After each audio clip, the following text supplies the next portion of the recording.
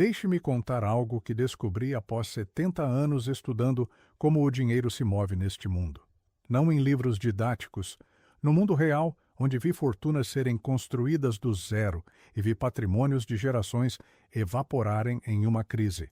O que aprendi é incômodo, impopular e matematicamente brutal. A maioria nunca ficará rica. Não porque o sistema seja mau, embora em parte seja, mas porque existem regras que ninguém explica, erros que quase todos cometem e crenças herdadas que operam como sabotagem silenciosa durante décadas inteiras. Vou começar com o número que define todo o resto.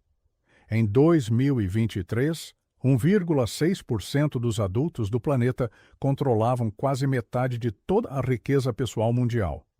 Pense assim: se você juntar 100 pessoas e tirar todo o patrimônio delas para redistribuir segundo essa proporção, 2 pessoas ficam com 49 de cada 100 reais disponíveis. As 98 restantes dividem os outros 51. E dentro dessas 98, a distribuição também não é plana.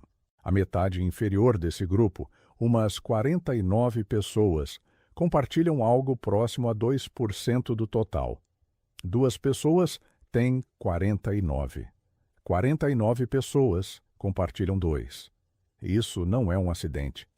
É a arquitetura do sistema funcionando exatamente como foi desenhado. Por que funciona assim? Porque riqueza gera riqueza a uma velocidade que a renda do trabalho nunca pode igualar. Se você possui um ativo que sobe 8% ao ano e eu vendo meu tempo por um salário que sobe 2% ao ano, a distância entre nós não se mantém igual. Ela se multiplica. Em 10 anos, seu ativo cresceu 85% em termos acumulados. Meu salário cresceu 22%. A brecha não somou 63 pontos percentuais. A brecha se capitalizou. E a capitalização sempre favorece quem já tem mais. Em 1965, quando Warren e eu começávamos a construir o que eventualmente se tornaria a Berkshire Hathaway, a fortuna mediana de uma família americana era algo próximo a $20 mil daquela época. Um homem que tivesse investido esses 20 mil no índice Standard & Poor's 500 em janeiro de 1965 e não tivesse tocado nesse dinheiro durante 40 anos, teria terminado com $640 mil em 2005, sem fazer nada, sem ser gênio, sem ter informação privilegiada, apenas por possuir um ativo que se capitaliza no tempo. O trabalhador que não investiu esses 20 mil, que os deixou em uma conta de poupança ou os gastou gradualmente, terminou 4 décadas depois com o mesmo que começou, ajustado pela inflação. O que, em termos reais, significa menos. Essa diferença, $620 mil, é o custo de não entender uma única regra. Mas aqui vem a parte que ninguém explica corretamente. O problema não é apenas que as pessoas não investem. O problema é mais profundo e mais difícil de resolver, porque está construído em 3 camadas que se reforçam mutuamente. A primeira é estrutural, a segunda é comportamental, a terceira é narrativa. E as 3 operam simultaneamente, cada uma amplificando o efeito das outras 2. A camada estrutural é a mais brutal porque é a mais difícil de combater individualmente. A maioria das pessoas entra na vida adulta sem nenhum ativo, sem ações, sem propriedades, sem participação em nenhum negócio, apenas com tempo para vender. E em uma economia onde os ativos se valorizam mais rápido que os salários, isso significa que o ponto de partida já determina grande parte do destino, não tudo, mas sim uma parte que a maioria subestima gravemente. Adicione a isso os choques. Em 2008, o desemprego nos Estados Unidos chegou a 10%. Para as famílias no 20% inferior de renda, esse número foi o dobro, 20%. Uma em cada 5 pessoas nesse segmento perdeu seu trabalho. E essas famílias, que já não tinham ativos para absorver o golpe, liquidaram a pouca acumulação que haviam conseguido apenas para sobreviver. O resultado matemático é um reinício forçado. Você volta a zero depois de 10 anos de esforço. E o tempo perdido não se recupera. Nunca. Os números aqui são implacáveis. Um trabalhador que poupa $300 mensais durante 10 anos e investe a 8% ao ano chega a $55 mil.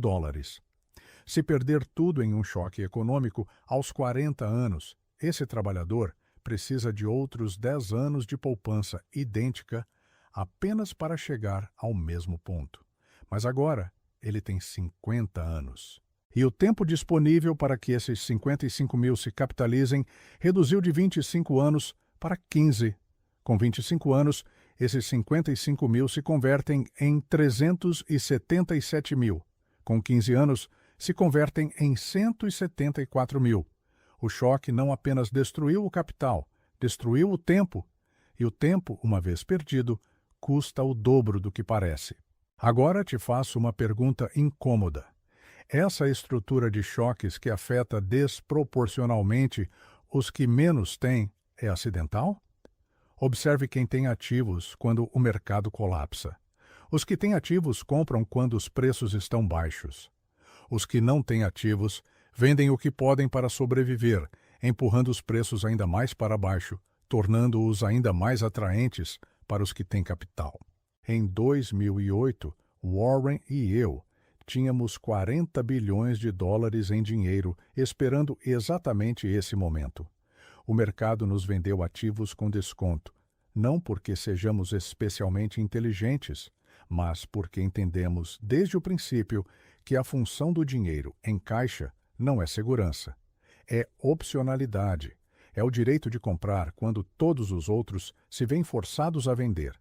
Mas voltemos à segunda camada, que é onde a maioria das pessoas tem mais controle do que acredita, a camada comportamental.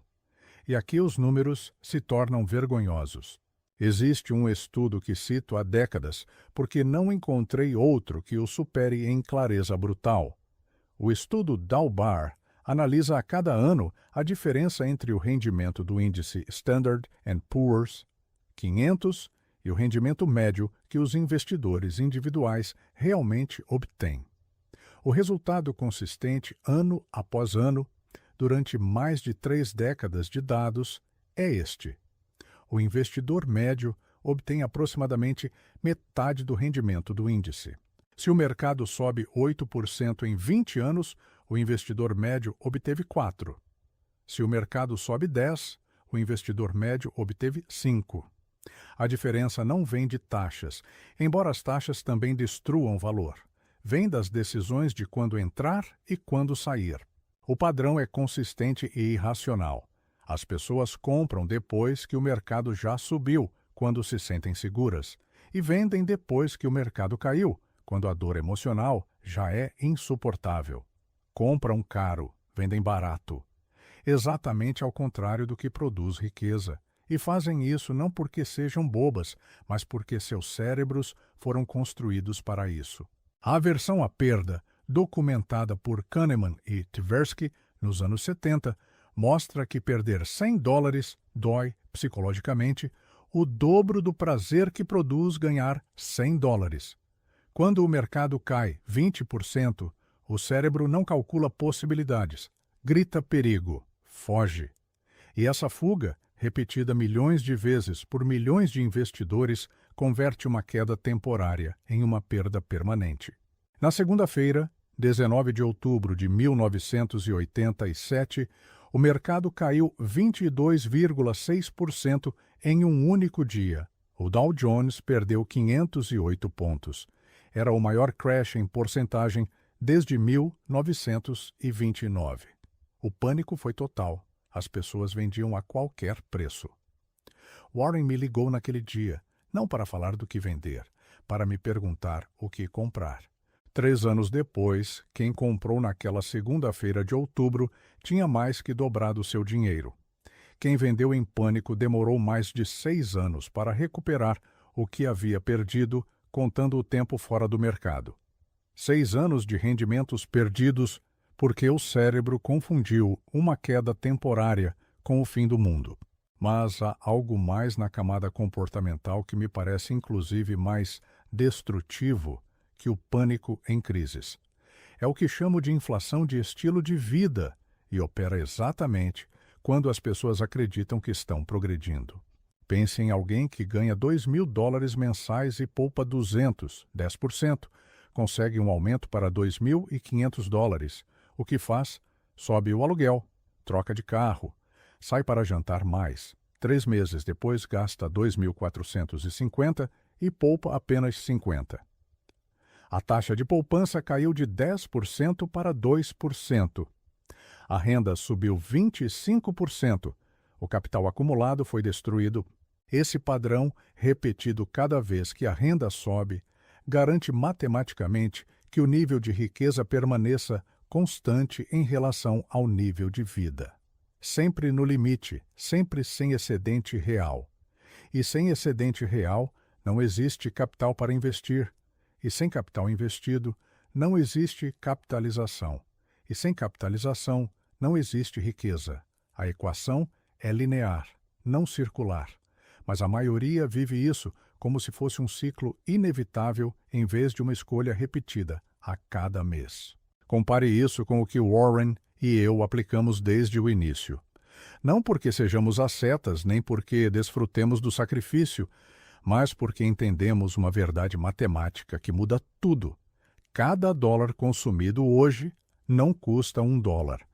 Custa o que esse dólar teria gerado em 20 anos. Um gasto de $5.000 aos 35 anos, investido a 8% até os 65, equivale a $50.332 não acumulados. Toda vez que alguém compra um carro de que não precisa, umas férias que excedem seu orçamento ou roupas que só servem para sinalizar status, não está gastando o preço da etiqueta. Está gastando o equivalente multiplicado por 10 em poder aquisitivo futuro. A maioria nunca faz esse cálculo, e por isso a maioria nunca acumula. Agora chego à terceira camada, a mais silenciosa e a mais devastadora, as narrativas herdadas que operam como programação invisível. Em 1930, durante os piores anos da Grande Depressão, meu pai observou algo que me contou repetidamente até sua morte. As famílias que mais sofreram não foram apenas as mais pobres em termos de renda. Foram as que entraram na crise com uma única ferramenta, trabalho, as que dependiam exclusivamente de vender seu tempo. Quando o tempo deixou de ter compradores, ficaram com nada. As famílias que saíram relativamente melhor foram as que tinham ativos, mesmo que pequenos. Um pedaço de terra, participação em um negócio local, alguns títulos do governo. Não porque esses ativos não caíssem de valor, caíram também, mas porque os ativos produzem opções e o tempo vendido não produz nenhuma. Essa observação do meu pai em 1930 continua sendo válida em 2025, com uma precisão que me parece assombrosa. As famílias que operam em modo sobrevivência, focadas exclusivamente no curto prazo, porque o curto prazo exige toda a sua atenção, transmitem aos seus filhos uma visão do dinheiro como ferramenta para pagar contas, não como ferramenta para construir ativos. Não fazem isso com maldade. Fazem porque é o que conhecem. Mas o resultado é que cada geração começa do zero, sem capital herdado, sem modelos mentais de investimento e sem a experiência vivida de ver o dinheiro trabalhar em vez de apenas circular. Quanto vale esse modelo mental herdado em termos numéricos? Façamos o cálculo. 2 famílias, mesmas rendas, mesma cidade, mesma educação. A família A herda a mentalidade de consumir o que entra porque amanhã pode não chegar.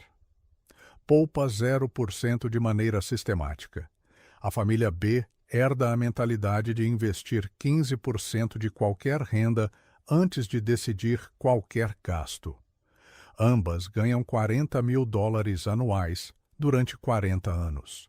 A família A termina com seus bens de consumo depreciados e zero capital financeiro.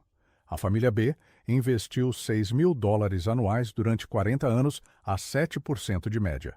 Resultado: $1.499.549. $1,5 milhão de diferença entre duas famílias com rendas idênticas durante toda a sua vida laboral. A única variável foi um modelo mental transmitido pelos pais. Agora vou mostrar algo que faz com que esse número seja ainda mais brutal, porque esse 1,5 milhão assume que a família B começou aos 25 anos. Se começou aos 35, com 10 anos de atraso, o resultado cai para $728 mil. A mesma disciplina, a mesma porcentagem, o mesmo rendimento, mas 10 anos a menos de capitalização produz metade do resultado. Uma herança de mentalidade que chegou tarde custou $771 mil adicionais. Mais de 19 anos de salário completo evaporados por uma década de atraso. Na Berkshire, aprendemos isso de uma maneira que não se esquece. Warren começou a investir aos 11 anos, não com muito dinheiro, com pouco dinheiro, mas com tempo. Quando completou 30 anos, já tinha $1 milhão acumulados em valores daquela época.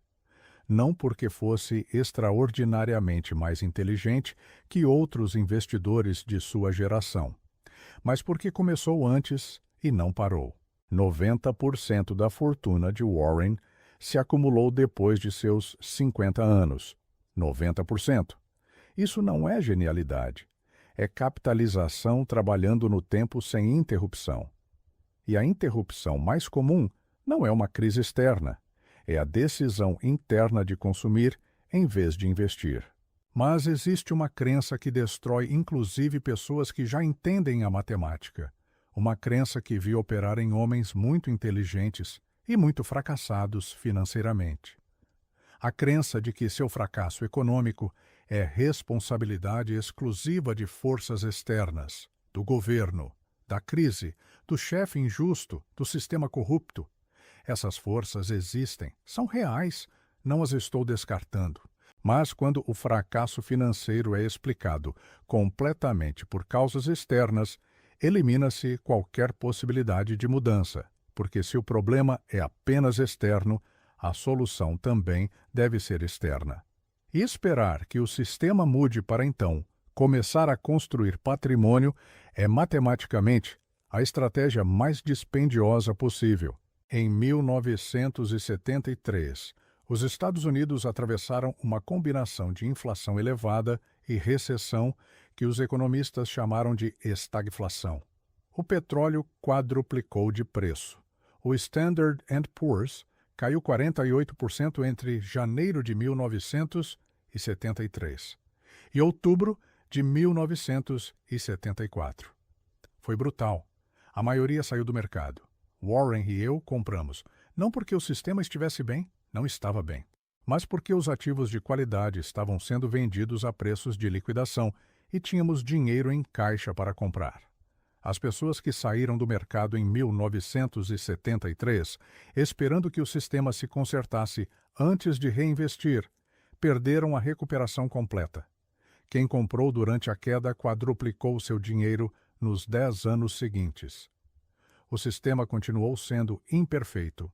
A diferença entre os dois grupos não foi a perfeição do sistema. Foi a decisão de agir dentro do sistema imperfeito em vez de esperar por um melhor. Agora chegamos às regras verdadeiras, aquelas que a indústria financeira não tem incentivo para te explicar, porque algumas delas vão diretamente contra suas receitas. Vou te dar 5. Não são secretas, são brutalmente simples e são brutalmente ignoradas. A primeira regra é que a riqueza vem de possuir ativos produtivos, não de vender tempo. O tempo vendido produz renda linear. Você recebe enquanto trabalha, para de receber quando para. Os ativos produtivos geram renda enquanto existem, independentemente de se você está trabalhando ou dormindo. Uma ação do Standard & Poor's 500 não te pede permissão para crescer. Um negócio bem construído gera fluxo de caixa mesmo que você esteja de férias. A transição de vender tempo para possuir ativos é a transição mais importante na construção de patrimônio. E é exatamente a transição que 93% das pessoas nunca faz de maneira significativa. Quanto tempo você vende em comparação com quantos ativos possui? Não me responda com palavras. Responda-se com números. Some sua renda anual por trabalho. Some a renda anual que seus ativos geram sem que você trabalhe. A proporção entre esses dois números diz mais sobre seu futuro financeiro do que qualquer outra métrica. Se 95% da sua renda vem do trabalho, você está completamente vulnerável a qualquer interrupção desse trabalho. Se 50% vem de ativos, você tem metade da sua vida financeira protegida de qualquer evento laboral. Se 80% vem de ativos, a pergunta já não é se você pode se aposentar. A pergunta é quando você quer fazer isso. Na Berkshire, levamos décadas construindo o que chamo de máquinas de caixa. Negócios que geram mais dinheiro do que precisam para operar. A See's Candies foi a primeira lição real. Em 1972, a compramos por $25 milhões. Parecia cara para uma fábrica de chocolates na Califórnia. Mas vi algo que os números de curto prazo não mostravam. A See's podia subir preços a cada ano sem perder clientes, porque as pessoas não compram See's por preço. Compram See's pelo ritual emocional que representa. Esse poder de fixação de preços, combinado com baixo requerimento de capital para crescer, é a definição de uma máquina de caixa. De 1972 até hoje, a See's gerou mais de $2 bilhões em lucros que podemos reinvestir em outros ativos. 25 milhões se converteram em 2 bilhões, não em um ano, em 52 anos de capitalização sem interrupções. Essa é a segunda regra que ninguém te conta com clareza suficiente. O melhor momento para vender um ativo excelente é quase nunca. A indústria financeira vive da atividade. Cada transação gera comissão. Cada mudança de carteira justifica um assessor. Cada nova estratégia vende um produto. O incentivo institucional está perfeitamente alinhado para que você compre e venda frequentemente, e perfeitamente desalinhado com sua acumulação de longo prazo. Quando um banco te diz que é momento de girar sua carteira, pergunte-se uma coisa: quem ganha com esse giro? A resposta quase sempre inclui o banco, e quase nunca inclui apenas você. Os números aqui são demolidores. Um investidor que compra um fundo de índice do Standard & Poor's 500 e não o toca durante 30 anos, paga taxas de aproximadamente 0,03% ao ano, nos melhores fundos disponíveis hoje. Um investidor que usa um assessor ativo que gira a carteira frequentemente paga entre 1% e 2% ao ano em taxas combinadas.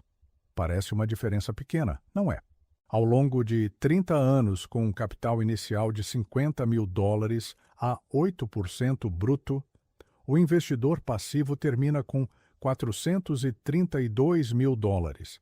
O investidor ativo, pagando 1,5% adicional, termina com $296 mil, $136 mil de diferença acumulada.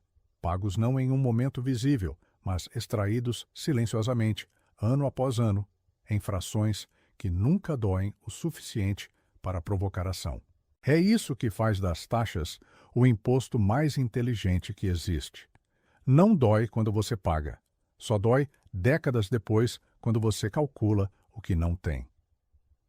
A segunda regra é que sem excedente de caixa recorrente não existe capital para investir, e sem capital investido não existe capitalização. Esta regra parece óbvia. Não é, porque a maioria acredita que a solução é ganhar mais. E ganhar mais sem controlar o gasto só produz inflação de estilo de vida, em maior escala. Conheci homens que ganhavam $200 mil anuais e viviam no limite de cada centavo. E conheci homens que ganhavam 40 mil e construíram patrimônios de 1 milhão em 30 anos. A variável não foi a renda. Foi a disciplina de manter o gasto permanentemente abaixo da renda, com margem suficiente para que a diferença fosse investida automaticamente antes que o cérebro decidisse gastá-la. A automação aqui não é um detalhe técnico. É uma decisão de arquitetura comportamental. O cérebro que vê o dinheiro disponível encontra razões para gastá-lo. O cérebro que nunca vê o dinheiro porque ele já foi investido automaticamente no dia do depósito, não pode gastá-lo. Warren e eu levamos décadas tomando decisões de investimento antes de tomar decisões de consumo. Primeiro, alocamos capital. Depois, vivemos com o que sobra. A maioria faz exatamente o oposto. Primeiro gasta, depois investe o que sobra, e quase nunca sobra o suficiente porque o gasto se expande para ocupar o espaço disponível. A terceira regra é que o tempo de início determina mais do resultado final do que a quantidade investida, e esta regra é a que mais devastação produz quando é entendida tarde demais. Façamos o cálculo completo porque os números aqui merecem ser vistos em sua totalidade brutal. 2 pessoas. Pessoa A começa aos 25 anos, investe $200 mensais até os 35 e depois para completamente. Não investe nenhum centavo a mais durante os 30 anos seguintes. Pessoa B espera até os 35, investe os mesmos $200 mensais, mas os mantém durante 30 anos contínuos até os 65, ambas a 7% ao ano. Qual termina com mais dinheiro aos 65? A pessoa A investiu durante 10 anos um total de $24 mil e depois não tocou em nada. A pessoa B investiu durante 30 anos um total de $72 mil. 3 vezes mais dinheiro. A pessoa A termina com $263.752. A pessoa B termina com $243.984. A pessoa que investiu menos durante menos tempo terminou com mais dinheiro, $19.768 a mais, porque começou 10 anos antes e deixou que a capitalização operasse sobre esses primeiros anos durante mais tempo. Esses 10 anos iniciais, esses $24 mil investidos entre os 25 e os 35 geraram mais riqueza final do que 30 anos de investimento disciplinado, começado uma década depois. Isso não é motivação, é aritmética. E a aritmética não negocia com as desculpas de por que você ainda não começou. Te faço a pergunta direta. Se agora mesmo você tem 35 anos e não começou, não estou te dizendo que é tarde demais. Estou te dizendo que cada ano adicional de espera tem um custo calculável, exatamente calculável. Um ano de atraso a partir dos 35, assumindo $200 mensais a 7% durante 30 anos, custa aproximadamente $16 mil em valor final. $16 mil por um ano de procrastinação, não de ignorância. A maioria já sabe que deveria investir. De procrastinação pura. E se você tem 45 anos e ainda não começou, o custo dessa década adicional de espera se eleva a algo próximo a $100 mil em valor final perdido comparado com alguém que começou aos 35 com o mesmo valor mensal. $100 mil de riqueza que nunca existirão. Não porque você não tivesse o dinheiro, mas porque não tomou a decisão. Mas a quarta regra é talvez a mais contraintuitiva, e é a que mais separa os que acumulam dos que não. A quarta regra é que a volatilidade não é risco. A permanência fora do mercado é o risco. A maioria define risco como a possibilidade de ver cair o valor de seus investimentos. Essa definição produz exatamente o comportamento que destrói patrimônio. Sair do mercado quando ele cai para evitar a dor de ver números vermelhos. Mas o risco verdadeiro não é a queda temporária, é a perda permanente de capital, e a perda permanente ocorre quando você cristaliza uma queda temporária ao vender no fundo do mercado. O Standard and Poor's 500 teve quedas de mais de 20% em 12 ocasiões distintas desde 1950. Em cada uma dessas 12 ocasiões, o mercado se recuperou completamente e superou o máximo anterior. Em cada uma, sem exceção. O tempo médio de recuperação do fundo até o máximo anterior foi de 4 anos. Quem vendeu em cada um desses fundos e esperou que o mercado se recuperasse antes de reingressar, não recuperou as perdas em 4 anos. Demorou muito mais, porque perdeu os primeiros e mais acentuados meses de recuperação, que historicamente concentram a maior parte do rebote. Em 2009, o Standard and Poor's tocou o fundo em março. Naquele ano, apenas nos primeiros 47 dias de negociação desde o mínimo, o índice subiu 47%. 47% em 47 dias úteis. Quem estava fora do mercado esperando sinais de que a recuperação era real, naquele momento já havia perdido quase metade do rebote total daquele ciclo. O medo de perder mais na queda produziu a maior perda possível, a ausência durante a recuperação. Warren, em 2008, escreveu um artigo no New York Times que resumiu em uma frase o que observei durante toda a minha vida: compre a América. Não porque o sistema fosse perfeito, estava em chamas, mas porque os ativos produtivos de uma economia grande e diversificada sempre valeram mais no longo prazo do que o dinheiro guardado, enquanto essa economia se recupera. Essa frase custou a Warren críticas imediatas. O mercado continuou caindo vários meses depois que ele a escreveu. Mas 3 anos depois desse artigo, quem seguiu o conselho tinha mais que dobrado seu dinheiro. Quem esperou segurança mal tinha recuperado o que foi perdido. A quinta regra, e com esta encerro o núcleo do argumento, é que a minoria que acumula riqueza real não o faz porque tem mais informação. Faz porque aceita desconfortos que a maioria rejeita sistematicamente. O desconforto de viver abaixo de suas possibilidades, quando o ambiente social pressiona a consumir mais. O desconforto de manter investimentos durante quedas de 30% e 40%, enquanto familiares e colegas vendem em pânico. O desconforto de empreender quando o emprego oferece certeza imediata, mesmo que seja medíocre. O desconforto de dizer não a gastos que gerariam prazer imediato, mas destruiriam a capitalização a longo prazo.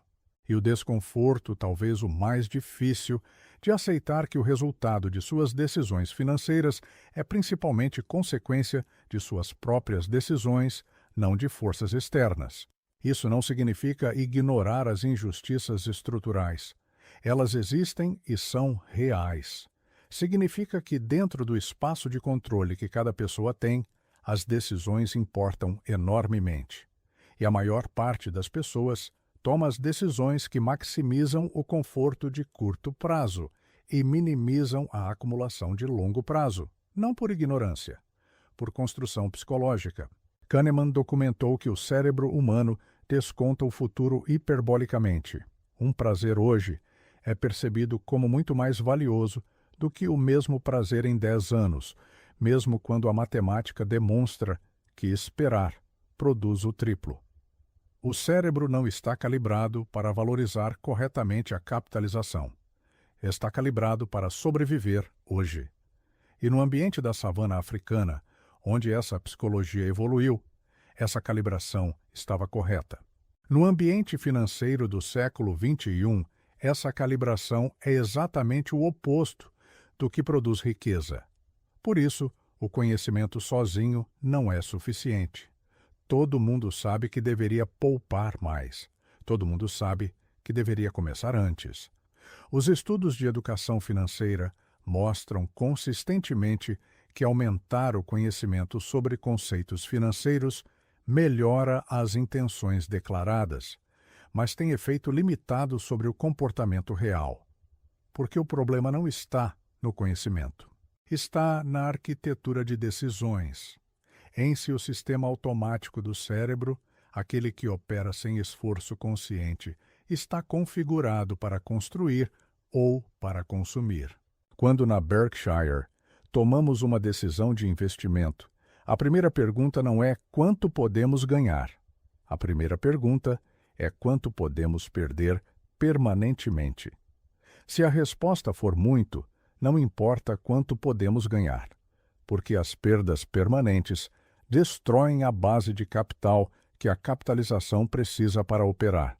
E sem base de capital, não existe futuro financeiro possível, apenas sobrevivência perpétua. Essa assimetria entre perda permanente e ganho temporário é o que a maioria mais entende errado. Quando alguém me diz que investiu em algo que caiu 50% e que espera se recuperar, a primeira coisa que pergunto é se a queda é temporária ou permanente. Uma queda temporária em um ativo de qualidade é uma oportunidade. Uma perda permanente em um ativo ruim é exatamente o que parece: capital destruído que nunca retorna. A diferença entre os dois não está na porcentagem da queda, está na qualidade do ativo subjacente. Em 1999, durante a bolha das empresas de tecnologia, vi homens inteligentes investirem em negócios que nunca haviam gerado um único dólar de lucro real, convencidos de que o preço da ação refletia o valor futuro. O Nasdaq chegou ao seu máximo em março de 2000. Nos 32 meses seguintes, caiu 78%. As empresas que não tinham lucros reais não se recuperaram em 4 anos, como o Standard & Poor's. Muitas nunca se recuperaram. Para seus investidores, aquela não foi uma queda temporária, foi uma perda permanente. A distinção que Warren e eu havíamos aprendido décadas antes, pagar preço razoável por negócios com lucros reais e vantagens competitivas duradouras, nos manteve fora dessa destruição, não porque prevíssemos o crash, mas porque nunca compramos o que não podíamos avaliar com lucros reais. Agora quero conectar tudo o que discutimos com algo que raramente aparece nas conversas sobre dinheiro, mas que, em minha experiência, explica mais da metade dos fracassos financeiros que observei: a relação entre identidade e patrimônio. A maioria das pessoas tem uma imagem de si mesma, construída durante décadas, que inclui implicitamente um determinado nível de vida. Um tipo de carro, um tamanho de apartamento, uma frequência de saídas a restaurantes, um tipo de roupa. Esse nível de vida não é apenas consumo, é identidade. E quando a matemática de longo prazo requer reduzir esse nível de vida temporariamente para criar excedente investível, o cérebro não experimenta isso como uma decisão financeira racional. Ele o experimenta como uma ameaça à identidade. Vi pessoas ganharem mais e acumularem menos exatamente no momento em que deveriam estar acelerando sua acumulação, porque o aumento da renda ativou uma atualização de identidade mais cara. O carro novo, a casa maior, as férias mais caras. Tudo justificado com a lógica de que agora podem pagar por isso. E tecnicamente podem, mas o custo não é o preço do carro. O custo é a capitalização que esse capital teria gerado em 20 anos. Em 1991, um jornalista me perguntou por que eu, com tudo o que a Berkshire havia acumulado até aquela data, continuava vivendo na mesma casa de Omaha, Nebraska, que havia comprado décadas antes. A pergunta assumia que meu nível de vida deveria escalar com meu patrimônio. Minha resposta foi que a casa cumpre sua função perfeitamente. Trocá-la por algo maior não acrescentaria nada à minha vida que eu já não tenha, mas eliminaria capital que pode continuar se capitalizando. A pergunta mais importante não é o que você pode pagar, é o que você realmente precisa para viver bem. E que diferença existe entre isso e o que o ambiente social te pressiona a consumir? Essa diferença, mantida durante décadas, é exatamente o que separa os que acumulam dos que não. Não a renda, não a inteligência, não o acesso a informações privilegiadas, a diferença entre o que você precisa para viver bem e o que consome para manter uma imagem que provavelmente ninguém mais valoriza tanto quanto você acredita. Quanto custa essa diferença em termos concretos? Pensemos em alguém que ganha $80.000 anuais e vive consumindo 75 mil. Poupa e investe 5 mil por ano. Durante 30 anos a 7%, esses 5 mil anuais produzem $472 mil. Agora pensemos em alguém com a mesma renda que decide, conscientemente, viver consumindo 65 mil. Poupa e investe 15 mil por ano. Os mesmos 30 anos ao mesmo 7% produzem $1.417 mil. A diferença no consumo foi de $10 mil anuais. A diferença no patrimônio final foi de $945 mil. Para cada dólar de consumo reduzido anualmente, o patrimônio final cresce $94,50 em 30 anos de capitalização. Não $10, não 20, 94. Esse multiplicador de 94 é o número que transforma a conversa sobre frugalidade de uma discussão moral sobre virtude em uma equação financeira sobre resultados. Não se trata de se é bom ou mal gastar. Trata-se de que cada dólar gasto hoje vale $94 em potencial de patrimônio não criado. Com esse número em mente, cada decisão de consumo se converte em algo diferente. Mas há um erro que cometi no início deste argumento que devo corrigir agora, porque se não o corrigir, ele pode levar a uma conclusão equivocada. Falei de reduzir o consumo, de viver abaixo da renda, de evitar a inflação de estilo de vida. Tudo isso é matematicamente correto. Mas existem pessoas que vivem com rendas tão baixas que a frugalidade extrema não produz excedente investível significativo. Alguém ganhando $1.000 mensais e gastando 900 pode poupar $100 por mês. Em 30 anos a 7%, isso produz $121 mil, o que é muito melhor que zero, mas não resolve o problema estrutural de ter vendido tempo por décadas a um preço que não permitia acumulação real. Para essas pessoas, a variável crítica não é apenas a taxa de poupança, é a renda. E aumentar a renda real, não nominal, mas ajustada pelo custo de vida, requer uma de duas coisas: desenvolver habilidades que o mercado pague significativamente mais, ou construir fontes de renda que não dependam exclusivamente de vender tempo. As duas requerem investimento de recursos escassos, principalmente tempo e dinheiro, que competem diretamente com o consumo imediato, o que cria uma armadilha real, não imaginária, para quem está na base da pirâmide de renda. Essa armadilha é real, e não vou fingir que a frugalidade a resolve por si só. Mas dentro do espaço de decisões que cada pessoa controla, mesmo em condições difíceis, as decisões importam. E a decisão mais importante não é quanto poupar. É em que investir o tempo não vendido ao empregador, em habilidades que aumentem a renda, em conhecimento que permita tomar melhores decisões financeiras, em construir mesmo que seja uma pequena fonte de renda que não dependa exclusivamente do tempo vendido. Um trabalhador na base da pirâmide que dedica 2 horas diárias durante 5 anos a desenvolver uma habilidade escassa e bem paga pode multiplicar sua renda por 2 ou por 3. Isso não resolve todas as injustiças estruturais, mas muda a matemática pessoal de maneira significativa. O mesmo trabalhador que dedica essas 2 horas ao consumo passivo, entretenimento ou simplesmente a descansar porque o dia foi exaustivo, está tomando uma decisão diferente com o mesmo tempo disponível. Não julgo qual é a decisão correta para cada pessoa em cada contexto, mas sim afirmo que a diferença entre essas duas decisões, sustentada durante anos, produz resultados materialmente distintos. Vi isso em pessoas que conheci com muito pouco e terminaram com muito. Não por sorte, por uma combinação de decisões sistemáticas, começando com pequenos excedentes investidos e habilidades desenvolvidas no tempo que outros usavam para consumir. E viu o oposto em pessoas que começaram com muito e terminaram com pouco, por uma combinação exatamente inversa de decisões.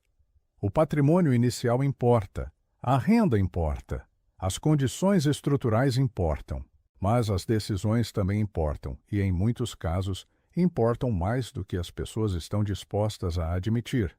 Aos meus 99 anos, com tudo o que observei, o que mais me surpreende não é que a maioria não acumule riqueza. Isso é previsível, dado tudo o que discutimos hoje. O que me surpreende é que a maioria conhece os princípios e, mesmo assim, não os aplica. Não é ignorância, é algo mais profundo e mais difícil de resolver. A distância entre saber e fazer. Conheço dezenas de pessoas que podem me explicar perfeitamente por que os juros compostos são poderosos, por que deveriam investir antes de gastar, por que as taxas destroem rendimentos a longo prazo. Me explicam com fluidez e precisão e não investem nada. Ou investem uma fração simbólica que não muda sua trajetória. O conhecimento está lá, a ação não. Essa brecha entre conhecimento e ação é a que mais define quem acumula e quem não no longo prazo, porque o mercado não premia quem mais sabe, premia quem mais age consistentemente na direção certa durante mais tempo. Warren não construiu o que construiu porque tivesse acesso a informações que outros não tinham. Em muitos casos, a mesma informação estava disponível para todo o mundo. A diferença foi que Warren agiu sobre essa informação sistematicamente, sem interrupção, durante 70 anos.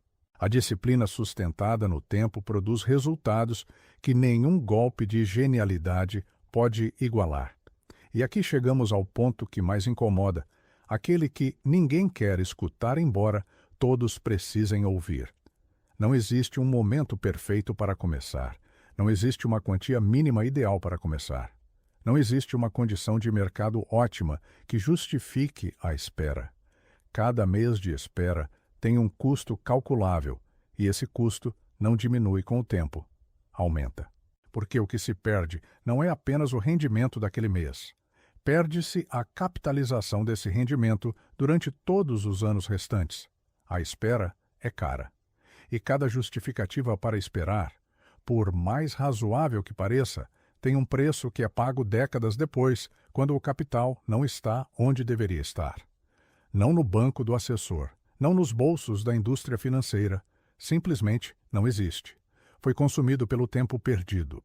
Deixe-me mostrar o custo exato de esperar com um cálculo que pouquíssimas pessoas fazem porque o resultado é incômodo demais para contemplar.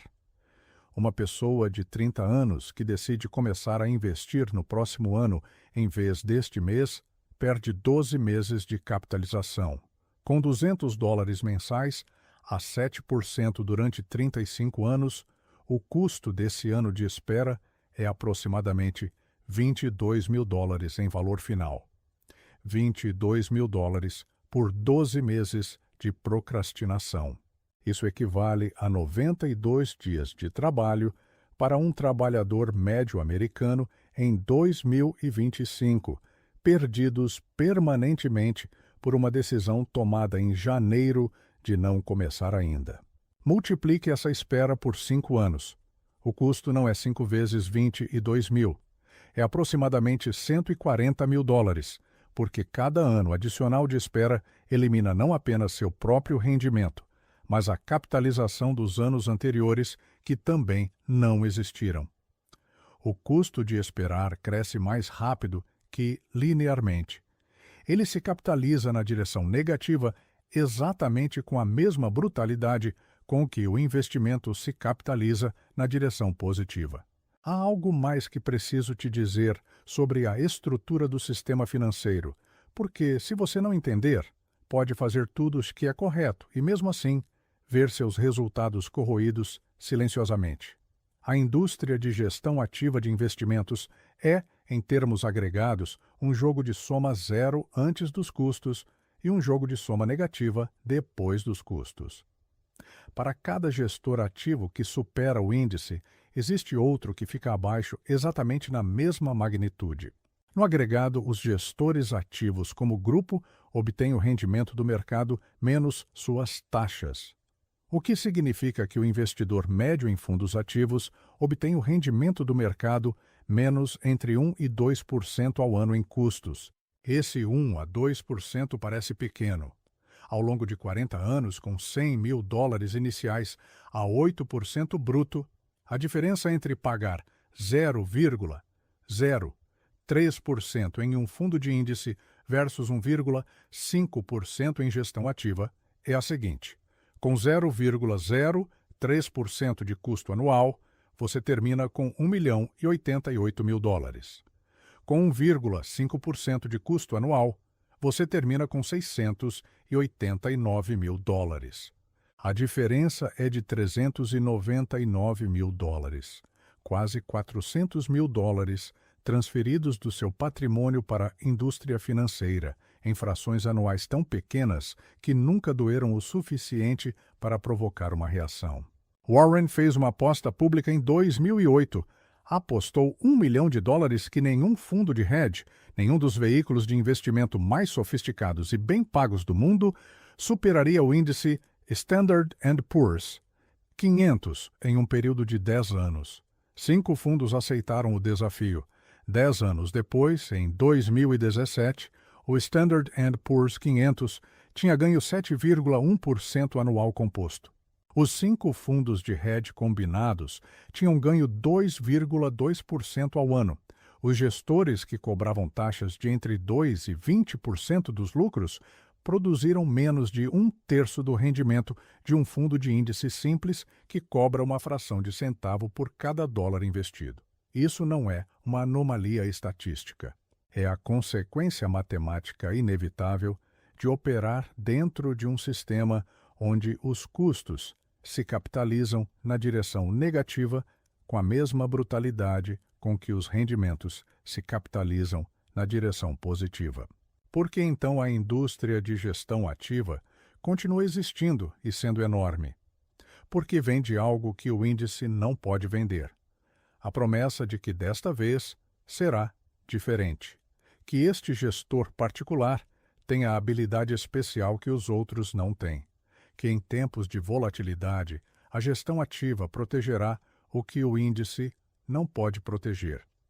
Essa promessa é poderosa porque apela exatamente aos mesmos medos e esperanças que produzem o comportamento destruidor de patrimônio que discutimos antes. O medo da queda, a esperança de superar o mercado e a vontade de pagar por alguém que prometa lidar com esses medos no seu lugar. Na Berkshire, nunca prometemos proteção contra a volatilidade. Prometemos exatamente o oposto. Se você mantiver suas ações da Berkshire durante uma queda de 30%, como ocorreu várias vezes em nossa história, e não vender, eventualmente sairá melhor do que quem buscou refúgio. Essa promessa é difícil de vender. Requer que o investidor aceite desconforto presente por recompensa futura. A indústria financeira entendeu há décadas que é muito mais fácil vender conforto presente, mesmo que esse conforto destrua a recompensa futura. Voltemos agora a algo que mencionei há 20 minutos e deixei incompleto deliberadamente, porque queria que você ouvisse neste contexto específico. Falei da crença de que o fracasso financeiro é responsabilidade exclusiva de forças externas. Quero expandir isso porque existe uma versão mais sofisticada dessa crença que é igualmente destrutiva e mais difícil de detectar. A versão sofisticada não diz que o governo é culpado ou que a crise é culpada. Diz algo mais razoável, que as condições atuais não são as ideais para começar, que quando a inflação baixar será um momento melhor, que quando o mercado corrigir será um momento melhor, que quando eu tiver mais economias acumuladas, começarei a investir, que quando eu pagar esta dívida, começarei a construir patrimônio. Cada uma dessas afirmações tem algo de verdade nela. E essa dose de verdade é exatamente o que as torna tão caras, porque são suficientemente razoáveis para não soarem como desculpas, mas funcionam exatamente como desculpas em termos de suas consequências financeiras. Em 1980, a inflação nos Estados Unidos chegou a 13,5% ao ano. As taxas de juros do Federal Reserve alcançaram 20%. Era um ambiente financeiro que objetivamente era muito difícil para o investidor médio. Quem esperou que as condições melhorassem para começar a investir em ações perdeu a recuperação mais poderosa da história moderna do mercado americano. De agosto de 1982 até agosto de 1987, o Dow Jones subiu 250% em 5 anos. O contexto de inflação e taxas altas, que justificava a espera, foi seguido pelo período de rendimentos mais extraordinários que muitos investidores verão na vida. Quem esperou por condições perfeitas perdeu exatamente isso. As condições perfeitas para investir não existem. Sempre haverá uma razão razoável para esperar. Sempre haverá um risco visível que justifique a cautela. O investidor que espera por condições perfeitas para agir está esperando por algo que nunca chegará e pagando o custo calculável dessa espera mês após mês. Agora chegamos a algo que guardei para este momento porque precisava de todo o contexto anterior para ser entendido corretamente. É a observação mais contraintuitiva que fiz em 70 anos de investimento. E quando você a ouvir, provavelmente vai querer resistir, porque contradiz o que parece ser o senso comum financeiro. A observação é esta: para a maioria das pessoas, o maior obstáculo para acumular riqueza não é a falta de dinheiro, é a abundância de opções sobre em que gastá-lo. Em 1960, quando começamos a construir o que se tornaria a Berkshire, as opções de consumo disponíveis para uma pessoa de renda média eram significativamente mais limitadas do que hoje. Não existiam plataformas de entretenimento que competissem por sua atenção 24 horas por dia.